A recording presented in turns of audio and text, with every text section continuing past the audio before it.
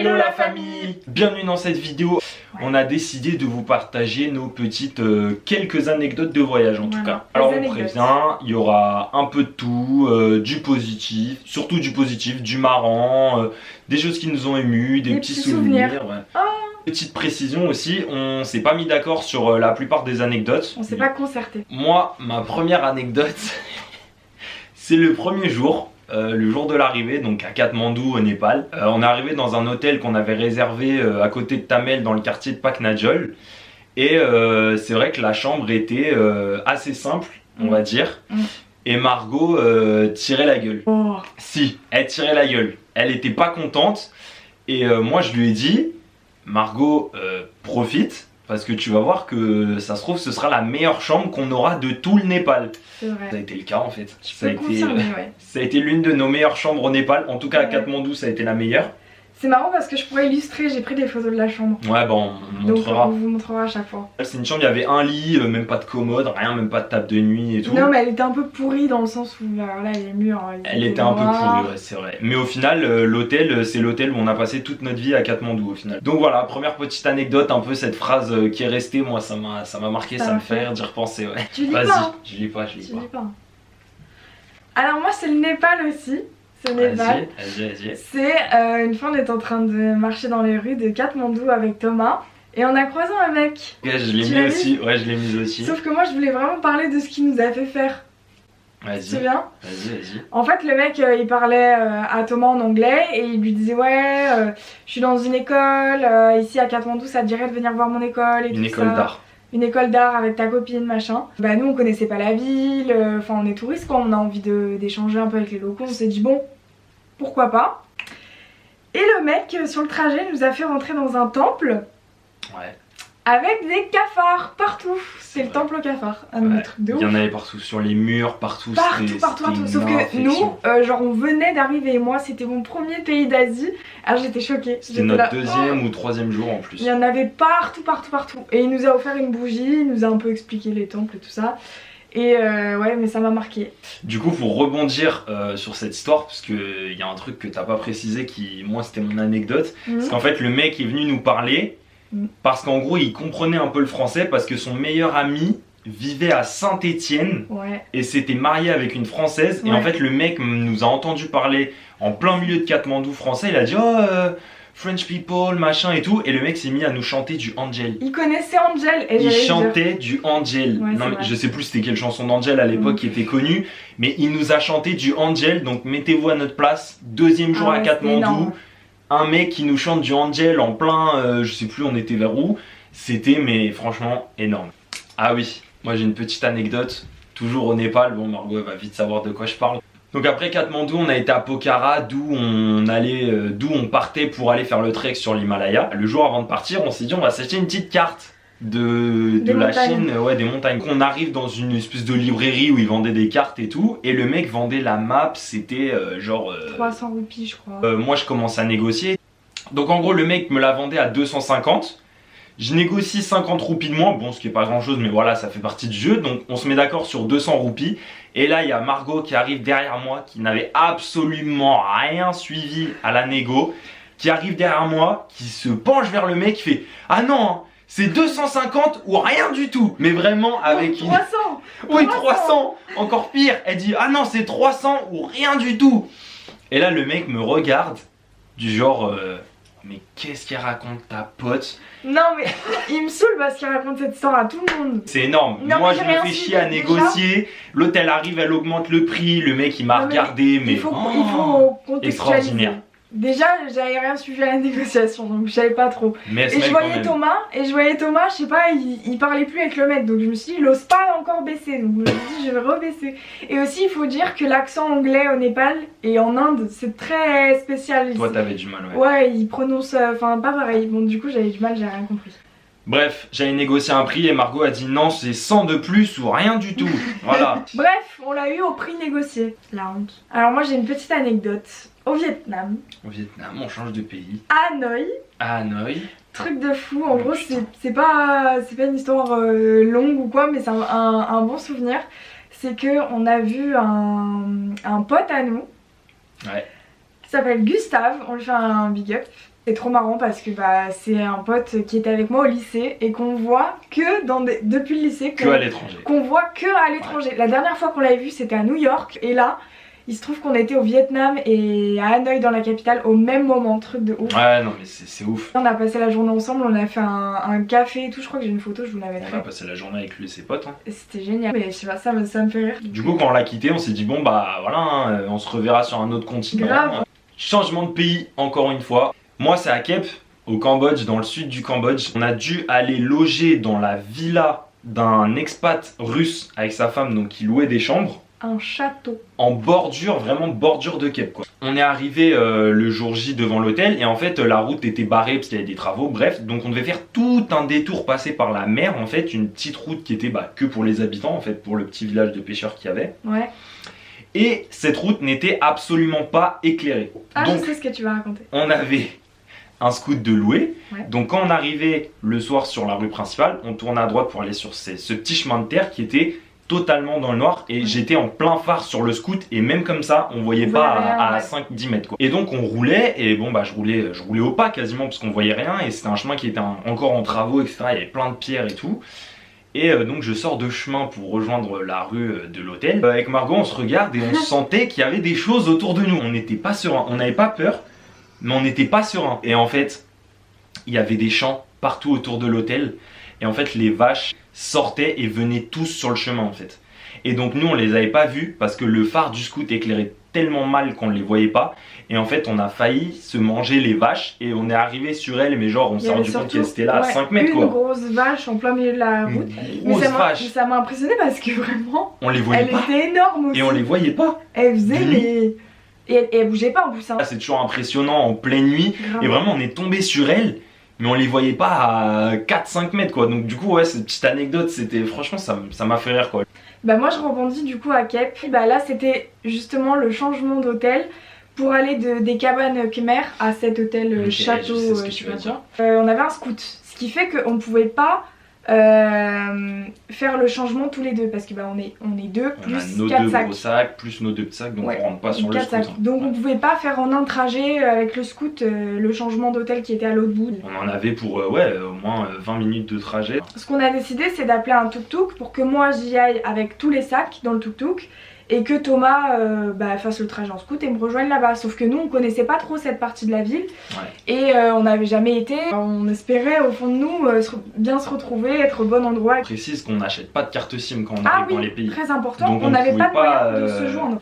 Préciser aussi que moi j'avais pas internet, je voyais où était l'hôtel puisque je m'y retrouve sur les plans mais j'avais pas l'adresse, j'avais rien donc c'était moi et ma mémoire quoi. Une des premières fois où on se sépare en voyage. Ouais on se sépare jamais. On se sépare jamais. Donc on convient d'un prix avec le tuk-tuk hein, comme d'habitude et là on arrive devant ce qui est censé être l'hôtel et en fait il y avait des travaux comme il vous le disait Thomas et du coup il me dit bah je peux pas te poser devant l'hôtel, je suis obligée de te poser là. Deuxième truc, il me dit bah non le prix il faut que tu payes plus. J'étais sûre qu'il allait me faire le coup. Mais je lui ai dit non. Je lui ai dit non, bon, je te paye ça. Tag. Je me suis dit vu qu'il y a des travaux, peut-être que Thomas il va passer par ailleurs. Enfin peut-être que... En fait j'étais perdue de ouf. J'ai posé les sacs à dos par terre, je me suis assise sur les sacs à dos, telle une clocharde. Au milieu de la route, hein, telle vraiment. Une pauvrette. Devant les travaux, parce que c'était des gros travaux, hein, on pouvait vraiment pas passer. Ils avaient fait ils refaisaient des canalisations. Ouais. Donc on pouvait vraiment pas passer. Et là... Un de mes souvenirs les plus émouvants du voyage, il y a une petite vieille qui était dans une... C'est même pas une maison, on peut même pas appeler ça une maison quoi. C'est dans sa petite cabane. Et il y a une petite vieille qui est venue me voir et qui est venue m'apporter des fruits à boire et tout parce que je devais lui faire de la peine. Ouais, et elle était avec ses petits enfants. Et elle était avec ses petits enfants, ils sont tous venus me voir et elle m'a proposé de la bouffe et tout. Bon il y a des fruits du coup je savais pas ce que c'était, du coup j'ai pas trop tenté. Mais je lui ai pris une petite banane et tout. Je voulais lui proposer de l'argent en contrepartie mais je savais pas si ça se faisait trop tu vois. Donc du coup je l'ai remercié, c'était le seul mot que je savais dire en khmer. Je lui ai dit merci. Et vraiment ça m'a touchée de ouf. Et pour clôturer l'histoire, pour que vous sachiez tout, du coup Thomas est bien arrivé en scout un peu plus tard, mais on a quand même eu un peu peur hein. Mais voilà, cette petite dame je l'oublierai jamais. Elle est vraiment venue me voir et on communiquait pas, on parlait pas la même langue, elle parlait pas anglais. Elle m'a même proposé de venir chez elle.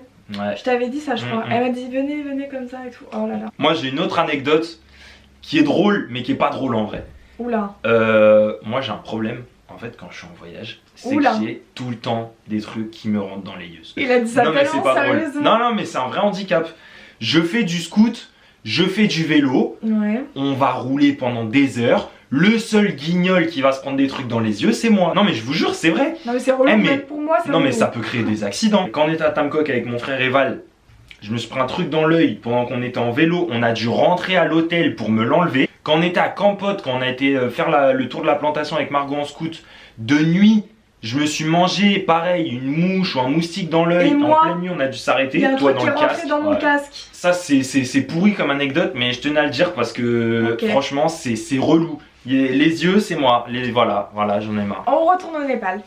On retourne au Népal. Je voulais On y va. raconter que une fois on se baladait dans Katmandou et on allait tranquillement se diriger pour aller manger.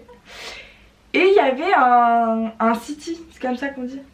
Un terrain de Il y avait five un en fait, de terrain de foot, five. futsal en extérieur. Voilà. Enfin, futsal en extérieur, ça veut rien dire. Et toi il était là, waouh, il y a un terrain et tout, viens on va voir et tout. Ah, On j'avais s'approche. trop envie de jouer au foot, moi.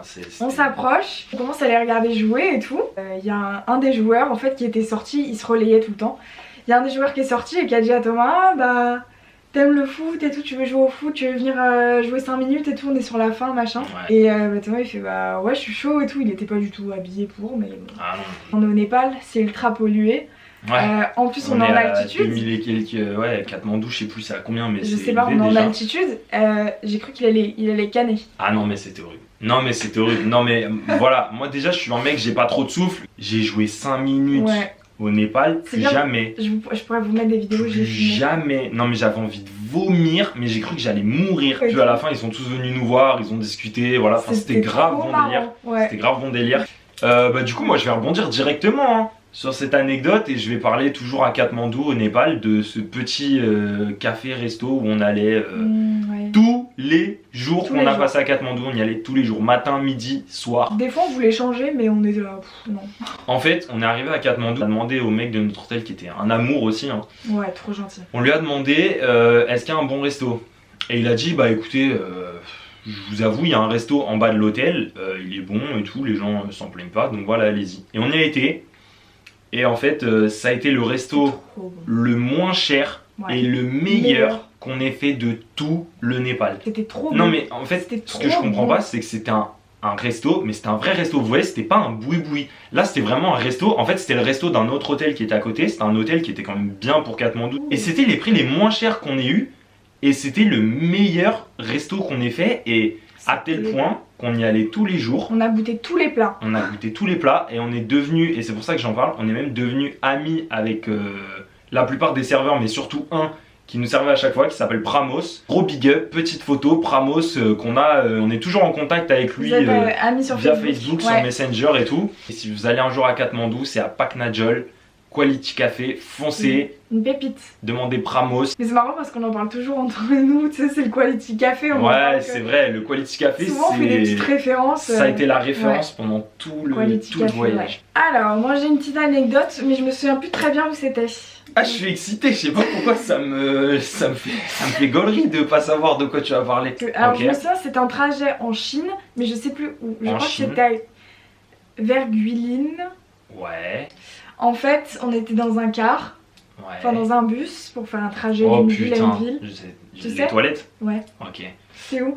C'était le trajet Fengwang Guilin. Ah voilà. Et donc on était dans un bus pour faire Fengwang Guilin. Et le bus nous arrête, pause toilette. Pause toilette qu'au bout de 5 heures, lui, normal. Normiche. Et donc il s'arrête dans une station essence, donc nous on se dit, bah, Toilettes. il y aura des toilettes quoi, normal. Même si on est en Asie, faut préciser qu'il y a tout le temps des toilettes dans toutes les stations. Oui, ah oui, Normalement, voilà. plus ou moins bien, mais voilà. Ouais. Et le mec il nous dit, toilette là-bas là, En face. en face, vous traversez la route. Il y avait le car qui était là, moi je fais, mais je vois pas de toilette. Oh, ouais, y a rien. Et ça me C'est- fait elles sont où, rigoler les parce que toilettes il y avait quelques femmes avec nous, il y avait Des notamment Am- deux des anglaises, Américaines, des anglaises ou Anglaises. américaines, je sais plus, Mm. qui étaient jeunes et pareil, qui étaient très coquettes et tout pour l'Asie. Ouais, elles étaient là. Et elles étaient comme Margot West en galère. Et en fait, c'était des Une petite des cabane. cabanes en bois. Il y en avait 2 ou 3 je crois. Ouais. Sur le bord de la route. Mais comment vous dire Déjà, la porte elle fermait pas et c'était des portes avec des planches de bois, mais genre ça entre les planches. Chaque planche. C'est-à-dire que tout le monde te voyait, toi tu voyais tout le monde, enfin c'était trop gênant. Au bord d'un fossé, ils avaient creusé un trou dans la terre, ce qui fait que tu devais faire tes besoins dans le trou, voilà. Sauf que, bah à force d'uriner, voilà, bah c'est devenu de la boue. C'était un immense toboggan en fait. C'était un trou à merde en fait. Ouais, mais c'était un immense toboggan. Heureusement j'avais mis mes chaussures de rando ce jour-là. Ah non, mais si j'étais en claquette ou quoi, j'imagine pas quoi. Moi j'y suis allé, mais je faisais à 4 mètres du trou quoi. J'étais collé à la porte. Donc déjà c'était de la boue vu que bah c'était mouillé quoi. Donc fallait se dessaper, tenir la porte en même temps. L'horreur. Tout le monde te regardait, ça puait là-dedans. C'était t'avais pas de papier toilette, rien du tout. Franchement niveau conditions d'hygiène et tout, c'est le pire du pire du pire. Alors que c'est marrant, c'est en Chine. Alors que la Chine c'est le top de ce qu'on a fait. Du coup on a bien rigolé avec les Américaines. Je suis sortie, je dis good luck, bye bye. Ah ouais, c'est en PLS les deux. À moi? Eh oui, on va rester sur la Chine, enfin la Chine, pas vraiment la Chine, à Hong Kong. On galère à trouver notre immeuble, machin et tout. On avait pris un logement au, je sais plus, 17e étage d'une tour à Hong Kong. On arrive au 17e étage devant notre porte et tout. Et on voit un papier donc avec mon nom. Donc je me dis ah bah c'est là et tout. Le mec a mis ce papier pour nous faire comprendre que c'est là quoi. Ah, il y avait un code pour entrer dans l'appartement, un digicode. Et nous on se dit putain mais ce con il nous a pas envoyé le code. Sauf que pour rappel, on est en voyage, on n'a pas de forfait téléphone, on peut pas aller sur internet, appeler le mec, je sais pas quoi. La chance qu'on a eue c'était qu'on était à Hong Kong et plus en Chine. Donc le wifi est débloqué, on a accès à Google etc. Donc on a réussi à choper le wifi. Ouais. Contacter le mec, lui dire ouais, ah non mais t'es vrai con. Hein. Ouais, on n'a pas le code, c'est quoi ce bordel? Déjà on avait galéré à trouver l'immeuble, alors on nous dit comment ça il y a un code. Le mec nous dit bon bougez pas j'arrive, on l'attend quoi 5-10 minutes. Ouais. Et en gros le mec arrive. Non mais la honte. La pire honte jouée je crois. Le mec arrive, il nous regarde, il prend le papier. Voilà petite simulation. Ah non je suis morte là. Le papier est comme ça. Vous voyez pas mais en gros il y avait mon nom écrit là. Ouais. Donc collé sur la porte comme ça, le mec arrive et fait comme ça. Hop, et il y avait le code. Et il y avait le code dedans. Et là on se regarde avec Margot et on fait oh là là. Moi au bord du malaise, chute de tension, j'étais pas bien. Je voulais disparaître. Il a fait comme ça. Je voulais disparaître. Non mais le mec en plus avec un... Oh mais hautain à souhait. Mais en vrai je le comprends, hein. Moi j'aurais été pas... Il nous a regardé mais... Oh. Nous on était confus. Et nous on était là, après plusieurs heures de trajet, de voyage, on n'en peut plus. Pas à l'aspect logique du truc. Et le cerveau fonctionne plus. Je sais que tu vas aimer cette anecdote. Oh putain. C'est en Chine, à Pékin. À Pékin. Qu'est-ce qu'il y a eu à Pékin? On a galéré à trouver l'appart. Ouais. Mais c'est pas une galère. Ouais. Enfin, c'est ouais. Plusieurs petites anecdotes. En fait, déjà, on arrive à Pékin. Je sais pas par quelle connerie, je sais pas ce qu'on a foutu. Il s'est avéré qu'on s'est retrouvé à Pékin sans l'adresse de notre... Enfin si, l'adresse de notre logement, mais en chinois. Sans internet, sans rien. Sans GPS, on n'avait pas téléchargé sur Maps. Sans photo, sans rien. Et à devoir trouver notre Airbnb. Après moult galères, on finit par trouver l'appart. Thomas était sur les nerfs de ouf. Ah moi j'étais à bout, mais vraiment ce jour-là j'étais à bout. On sortait d'une nuit de 14 heures de train couchette quand même. Arrivé à Pékin il faisait -6, voilà je vous raconte pas l'état dans lequel j'étais. Il s'avère qu'on avait réservé un Airbnb où il y avait un petit chaton. Ouais. Ah c'est ça dont tu as parlé, ok. Et là on ouvre la porte, c'était pareil, c'était un code. Ok, d'où le détail que j'étais furax, mais la fois où j'étais le plus énervé de tout le voyage. On ouvre la porte. Et là il y a un petit chat qui nous accueille. Un petit chaton, ouais. Un petit chaton tout petit qui s'appelle Lindsay. Là Thomas, quoi? Énervé?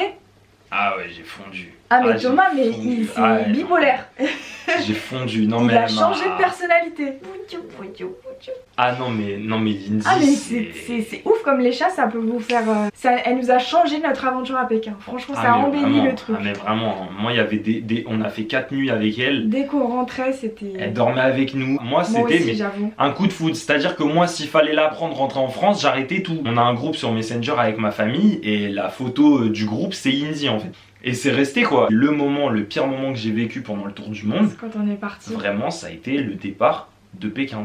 mais la vie de ma mère, que si je retourne à Pékin, je vais voir Yanzi. Je m'en bats les couilles, Airbnb, pas Airbnb, je vais toquer chez la meuf. Bon, on va rester sur les animaux, voilà, c'est une anecdote qui prend 30 secondes, mais moi j'ai peur des serpents, Margot elle a peur des rats. Des rats, malheureusement, on en a croisé. J'ai 2 anecdotes du coup, moi, sur ça. Oula. Un jour, on était à Pokhara, Ah oui, ça oui. au Népal. On se baladait sur un petit chemin où il y avait des centaines de personnes. Je passe, et il y a un serpent qui est passé devant moi. Comme ça, avec sa tête, là, bien en l'air, là, comme un gogol. Il rampait là. Oh. Le hasard fait que, évidemment, il passe devant moi. Mais quand je dis devant moi, c'est à 30 cm, quoi. Donc, Ouais. voilà. C'est le seul serpent qu'on a vu de tout le voyage. Mais heureusement. Ouais. Heureusement, enfin qu'on a vu, peut-être que eux ils nous ont vus, mais nous on les a pas vus. Pour Margot, la fois où elle a eu plus peur des rats, bon des rats malheureusement elle en a croisé un, plus qu'elle n'aurait voulu.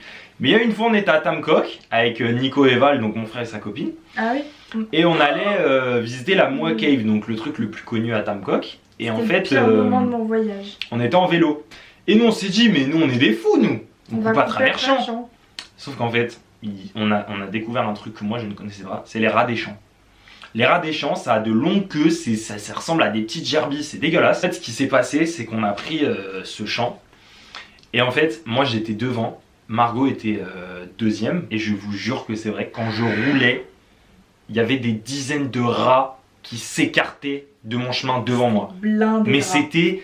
Mais de ma vie, j'ai jamais vu. En un quart d'heure sur ce petit chemin, on en a croisé mais des milliers. J'étais Et en train ça de chialer. grouillait. Et Margot, en fait, Je imaginez chialais sur l'image. mon vélo. Moi, je savais pas où on allait, donc je fonçais à travers champs. Margot derrière, à un moment donné, je me suis arrêté, qui m'a insulté. T'arrêtes pas! Une mer de rats devant moi qui s'ouvrait quoi. Il y avait Vraiment. des cadavres partout. L'horreur. J'ai Mais rien à voilà, dire. voilà. Petite anecdote finie. Si t'en as encore, toi. En fait, il y en a qui me viennent comme ça d'en parler. Vas-y. Tu Bah, vois, dis de toute façon. C'est vrai qu'en Val, à 4 bains, Oh, elle nous a putain. fait une petite crise. La copine de son frère, elle a Ah, on fout la honte, on fout la Elle honte. a On peur fout la honte de- aux gens qui sont avec nous. Elle a peur de un peu tout, mais dont les cafards. Il se trouve qu'il y avait des cafards dans leur chambre, dans leur lit même apparemment. Ouais. Ils nous ont dit, il y a un truc grave qui se passe ou je sais plus. Ouais, il y a un truc grave, il y a un venez truc dans la grave, chambre. venez. Enfin bref. Et il se trouve qu'il y avait des cafards dans le lit et du coup elle était en panique totale. Et ils ont fini par prendre toutes leurs affaires, ils ont tout contrôlé, ils ont pris toutes leurs affaires, ils sont venus dans notre chambre. Elle était tellement paniquée qu'elle trouvait plus rien, elle trouvait plus son portefeuille, elle trouvait plus son portable. Elle Moi trouvait j'étais plus à son 2 passeport doigts, qu'elle Son avait dans passeport, son pardon. portefeuille, qu'elle avait dans les mains et elle ne le voyait pas. elle trouvait plus rien. De toute façon, 4 bas c'était l'horreur. 4 bas c'était l'horreur. Un me mangeait. Ah ouais, bah vas-y, bah raconte, hein, je sais ce que Maintenant tu vas dire. Bah, Bah tu vas ouais, m'aider, bah, hein. vas-y, on reste sur 4 bas. Vous vous demandez peut-être, si vous avez vu nos vlogs au Vietnam, pourquoi nous n'avons pas fait la baie d'Along par voie... en bateau je veux dire. Il y a une explication à ça. Thomas a peur du bateau. Enfin il n'aime pas. Il Non, n'aime faut pas quand expliquer. ça Non, bouge. faut On a bien déjà expliquer. expliqué. On a déjà expliqué. On a Thomas n'aime expliqué pas quand quand ça tangue. J'ai fait des crises de panique dès que ça tangue. Mais Thomas a quand même décidé qu'on allait faire la baie d'Along et qu'on allait tous prendre le bateau. Je vais tenter, je vais tenter. C'est un petit bateau, on s'est privé, on est que 4 et Je tout. me suis vraiment dit, je vais On tenter. passe d'île en île en plus, enfin, on réserve le bateau, on paye. Au début tout va bien, je regarde Thomas, Dans le je port, en fait, check. tout va bien, il n'y avait pas de Il y vague. a pas de vague. Je check et tout va bien. Et là en fait on arrive dans un petit couloir entre 2 rochers où les vagues tapent contre les rochers et du coup reviennent contre le bateau, enfin ça bougeait de ouf. On croise un autre bateau donc ça fait encore plus de vagues. Et là Thomas rentre dans une crise de panique. C'est la pire La que j'ai pire. fait de ma vie, je pense. Hein. Bah voilà, hein, qu'est-ce que vous voulez que je vous dise? C'est pas le mal de mer, c'est-à-dire j'ai pas envie de vomir, j'ai pas peur de l'eau, je sais nager. Et en fait, dans ces moments-là, Ouais. la seule chose à laquelle je pense, c'est quitte le bateau. En Mais fait, pour je- vous je dire, sais même, pas ce qui se genre, passe. même nous on n'était pas très bien. On a dû appeler le mec qui nous avait vendu l'excursion là, le mec du resto, en anglais lui dire de traduire au mec qui conduisait pour qu'il fasse demi-tour. Eh mais c'était mais... Bon voilà, et du coup on n'a pas fait la baie d'Along. Ouais. On est rentré, on a fait demi-tour. Moi, je voulais parler du soir de Noël Ah oui. à Hanoï. En fait, Nico et Val nous ont rejoints à Hanoï le soir de Noël. En fait, ils 24 sont arrivés décembre. le La veille. 24 décembre. Réveillon. Ils sont arrivés le 24 décembre à 20h à l'aéroport, genre. Ouais. Donc, le temps de venir, on était à l'hôtel vers 22h. C'était fait plaisir, on s'est dit voilà, c'est Noël, c'est leur premier soir au Vietnam. On avait pris un bed d'hôtel avec piscine sur le toit à Hanoï et tout. Et la piscine était chauffée en plus, donc Ouais. le rêve quoi. Donc en rentrant, on leur dit vite rentrez dans la chambre, changez-vous, prenez juste vos maillots Et bam, on fonce dans la piscine parce qu'elle était Elle censée ferme fermer à bientôt. 23h. On reste dans la piscine, voilà, ça faisait quand même quelques mois qu'on s'était pas vu, donc on était content de se revoir, plein de choses à se raconter, machin et tout. Et l'heure tourne. Et en fait, à 1h du matin, on se réveille, on se dit mais peut-être faut qu'on aille manger à un moment. Sauf qu'on est le soir de Noël, enfin le réveillon, 24 au soir, 1h du matin. Enfin du coup le 25 à 1h du mat quoi. Et en gros, bah il y avait plus rien d'ouvert. Nous on s'était dit on va se faire un petit McDo, voilà. N'importe quoi, ça ferme à 22h les gars. On est arrivé devant un resto où on connaissait super bien les meufs qui étaient devenues nos potes à force qu'on y aille. Elles étaient en train de fermer, en train de faire le ménage et je leur ai dit franchement voilà on a rien mangé et tout, vous avez pas un truc à nous faire. Et elles étaient adorables, elles nous ont dit voilà il nous reste de quoi faire 5 panini. Donc on a pris un panini chacun, soir de Noël, un panini. La supérette, la supérette et bam, retour à l'hôtel. Sacré Noël, dans un bon hôtel. Noël. Je pense qu'on l'oubliera jamais. Non, je finis pas sur la note hyper positive. Je finis pas sur la meilleure. C'est au Cambodge, à Phnom Penh. On était avec les parents de Thomas. Et pour les derniers jours à Phnom Penh, avant qu'ils reprennent leur vol, on s'est dit on va faire un hôtel un petit peu bien. Donc on y va. Déjà, à la réception, ils étaient pas très polis, hein, mais bon, soit. On a eu 3 chambres. 2 chambres doubles et la chambre de tes parents qui était une chambre familiale avec 2 lits doubles tout en haut de l'hôtel. Donc déjà c'était un hôtel un peu glauque, la prostitution et tout là-bas, enfin c'est vraiment chum. Et moi ce que je voulais raconter c'est que bah, le soir même on va se coucher, enfin je vais me coucher. Ah putain, ok ouais j'avais oublié, je savais pas que t'allais raconter ça. Je vais me coucher, Thomas était dans la salle de bain et là ça commence à me gratter. Tu te souviens? Ouais bah oui. J'avais des piqûres partout. Horrible. Ouais. Ça m'était jamais arrivé et là on prend un hôtel bien au Cambodge et c'est là que je me fais bouffer par je ne sais quoi qu'il y avait dans le lit, enfin, horrible. Ça me gratte, ça me démange. Et là on a eu de la chance que du coup comme je vous ai dit mes beaux-parents avaient une chambre familiale tout en haut et du coup ils avaient 2 lits et donc 2 couettes. Donc on a viré la nôtre, on a été les réveiller à je sais même plus 3h du mat. On a été toqués et tout et ils nous ont filé leur couette et je me suis fait bouffer quoi. Et après ça a été mieux. Toi t'as été te coucher du coup et t'as rien eu? Moi j'ai rien eu. Et du coup pour rebondir sur ça, sur Phnom Penh et la prostitution, Oula. quand on était à Phnom Penh, donc dans un hôtel un peu moins bien, quand mes parents sont arrivés, en fait on était dans cet hôtel nous depuis quelques jours et en fait il y avait un autre hôtel à côté, mais c'était un hôtel où c'était un prostitution en fait. On voyait tous les occidentaux qui arrivaient, qui choisissaient les meufs en bas, qui montaient avec elles, enfin voilà c'était un hôtel pour ça. Hein. Et nous en fait on allait prendre notre petit déj dans cet hôtel. Le hasard a fait que c'était le seul hôtel qui avait de la place et donc on a amené mes parents dans ce fameux hôtel à prostituer. Donc voilà c'était une situation assez cocasse. Comme quoi voilà il faut passer au-delà des barrières. Ouais bon après si vous pouvez éviter d'aller dans des hôtels à prostituer, évitez. Voilà. Pour finir sur une touche d'humour, on est arrivé en Chine, notre première ville c'était Chengdu. Nous on savait pas mais quand on prend le métro, donc il y a le métro dans toutes les villes hein, quasiment, et quand on prend le métro en fait c'est comme quand on rentre dans un aéroport. C'est à dire qu'il y a des, je sais pas comment ça s'appelle, les trucs qui bipent là où on passe, qui détectent les métaux etc. Ce que tu m'as raconté. Ah et on met nos valises dans un tapis roulant comme à l'aéroport en fait. On passe et tout et moi j'avais amené un couteau avec moi depuis la France, mais un petit couteau, un petit canif, vous savez les trucs qui se replient, qui font à peine la taille de la paume. Mais moi j'avais zappé mais de fou, il avait passé les avions, il avait passé tout, j'avais oublié, je m'en étais même pas servi au Népal ni rien. Et il bip dans le métro. Donc en fait il faut savoir c'est que les gens qui s'occupent de la sécurité comme ça dans les stations de métro, c'est les jeunes qui font leur service militaire en Chine. Et beaucoup de filles et 2-3 mecs. Et ils me disent bon bah il y a un truc et tout, c'est quoi? Et moi je dis putain mais c'est quoi et tout? Et ils me disent c'est dans telle zone du sac. Parce que voilà, les Chinois parlent chinois, nous on parle anglais, ils parlaient pas anglais. On parle pas anglais en Chine. Ça, on dit putain mais c'est quoi? Ils me disent bon bah faut ouvrir ta valise. Pour comprendre ce qui clochait c'était vraiment difficile. Ah c'était une galère. Mais je comprends qu'il y a un truc dans ma valise. On comprenait qu'il y avait un truc qu'il fallait enlever, mais on savait pas quoi. Toute bonne foi je sais que j'ai rien d'illégal sur moi, j'ouvre ma valise, je commence à la défaire etc. Et ils osaient pas toucher, par contre ils me laissaient défaire, ils touchaient absolument pas à ma valise. C'est là. Et en fait, je me suis rappelé que j'avais enveloppé le couteau dans un de mes caleçons ou je sais plus quoi, bref. Et on le trouvait pas, donc 10 minutes passent à fouiller. Et là, les gens ils disent, en gros, ils nous font comprendre est-ce qu'on peut fouiller avec toi? Donc je dis bah oui et tout.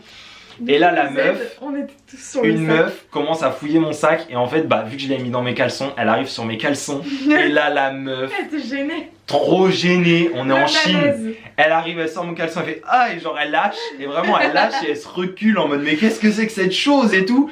Et du coup ils ont arrêté de fouiller dans mon sac. Bon il était propre, hein, c'était pas le linge sale, hein. Le Oui, linge sale c'est dans un autre c'était sac. Hein. propre. Elle est devenue toute rouge, ses potes à côté ils se foutaient de sa gueule et Trop tout. marrant. Et c'est que là que j'ai retrouvé le couteau et genre j'ai trouvé le couteau, j'ai ouvert et genre ils m'ont regardé, ils ont Ils ont fait dit c'est ça. ah mais ça t'as le droit. Ouais, ça se replie. Et donc t'as du le coup droit. ils m'ont dit bon bah vas-y tu peux y aller et tout. Et je me suis retrouvé comme un Ça con pour ça.